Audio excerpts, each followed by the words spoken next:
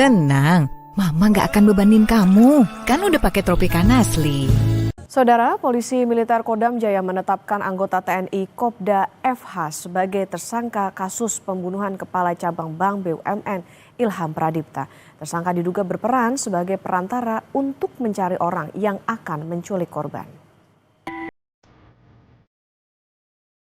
Setelah polisi menangkap 15 tersangka kasus pembunuhan Kepala Cabang Bank BUMN Ilham Pradipta, fakta baru terungkap, yakni adanya keterlibatan oknum TNI.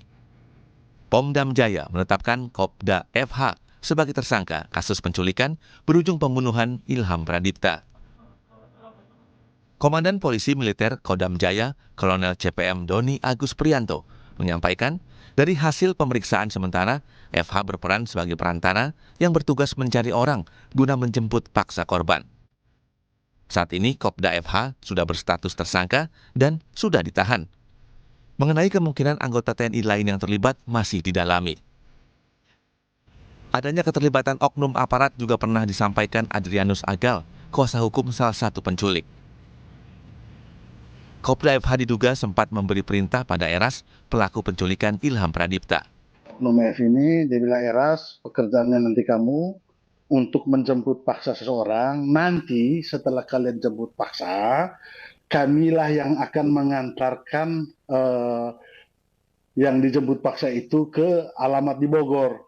Pada saat mereka telah melakukan jemput paksa itu, kalau tidak salah, itu 45 juta rupiah.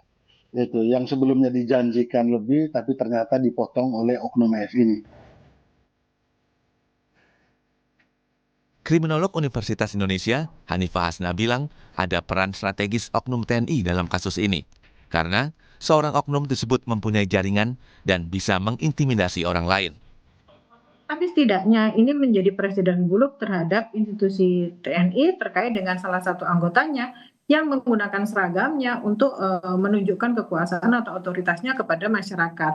Demikian. Dan yang perlu kita ketahui lagi adalah apakah selama ini dia menggunakan fasilitas yang diberikan oleh TNI, misalnya dengan menggunakan seragam atau atribut-atribut lain yang mungkin bisa mengintimidasi orang lain. Sebelumnya, polisi telah menetapkan 15 tersangka dalam kasus pembunuhan Kacap Bank BUMN Muhammad Ilham Pradipta. Dari pemeriksaan 15 tersangka, kasus pembunuhan Kacap Bank BUMN terbagi menjadi 4 klaster, yakni klaster aktor intelektual, klaster pengintai korban, klaster penculikan, dan klaster penganiaya korban. Meski sudah ada tersangka, namun hingga kini motif pembunuhan belum diungkap. Tim Liputan, Kompas TV.